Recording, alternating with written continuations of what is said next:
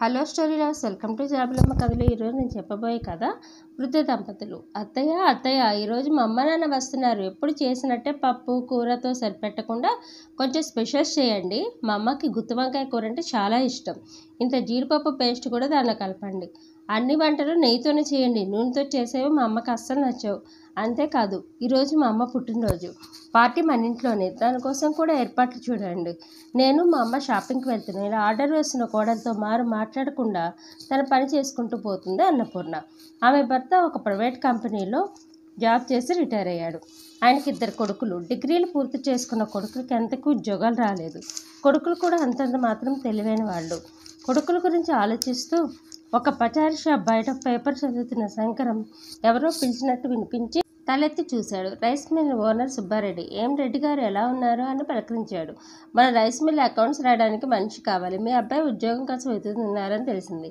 మీకు అభ్యంతరం లేకపోతే మీ అబ్బాయిని రేపటి నుంచి పండుగ పంపించండి.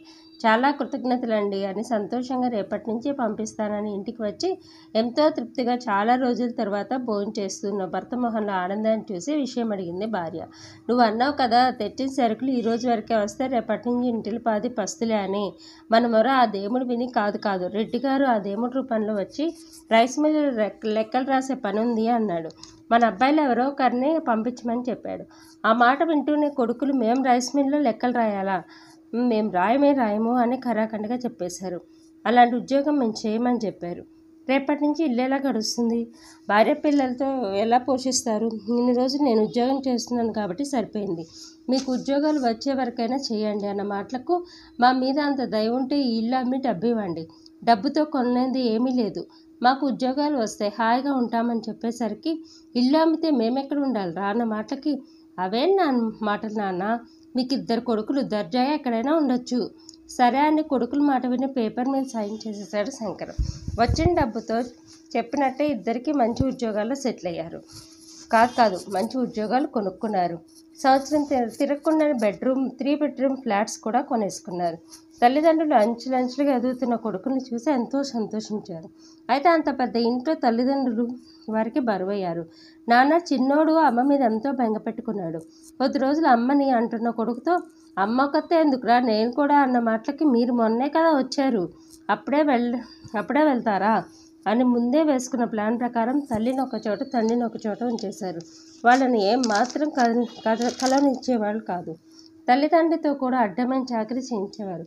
ఇద్దరు తల్లిదండ్రులు ఆ వయసులో భరించలేక మనవడు మనవరాల సహాయంతో ఎవరికి చెప్పకుండా ఒక అర్ధరాత్రి ఇద్దరు విజయవాడ స్టేషన్లో కలుసుకుని వైజాగ్ చేరారు. అక్కడ శంకర్ ఒక చిన్న ఇల్లు అద్దెకు తీసుకొని ప్రింటింగ్ ప్రెస్లో తక్కువ జీతంతో ఉద్యోగంలో చేరాడు. ఎంతో పనిచేసేవాడు. భార్య తన జీవితం మొత్తాన్ని ఒక పుస్తకంలో రాసి పెట్టుకుంది. ఎప్పుడు ఆ పుస్తకం భర్తకు కనపడకుండా దాచేసేది. భార్యకు మంచి నిద్రలో ఉన్నప్పుడు కొన్ని పేజీలు చదివిన భర్తకి తను ప్రింట్ చేయాలని ఓనర్ను సహాయం చేయమని అడుగుతాడు. నా జీతంను కొంచెంగా కట్ చేసుకోమని ప్రాధాయపడతాడు. అంతగా అడుగుతున్న సంక్రాంతి చూసి జాలిపడి అసలు ఆ పుస్తకంలో ఏముందని చదువుతాడు. చదువుతున్నంతసేపు కన్నీళ్ళతో ఊగిపోతాడు. దాన్ని పబ్లిష్ చేయిస్తాడు. కొద్ది రోజుల్లోనే బుక్ ఫేమస్ అవుతుంది. దాని నుంచి భార్యకి పెద్ద మొత్తంగా డబ్బు వస్తుంది.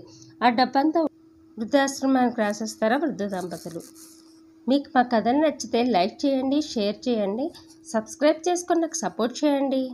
ఉంటానండి.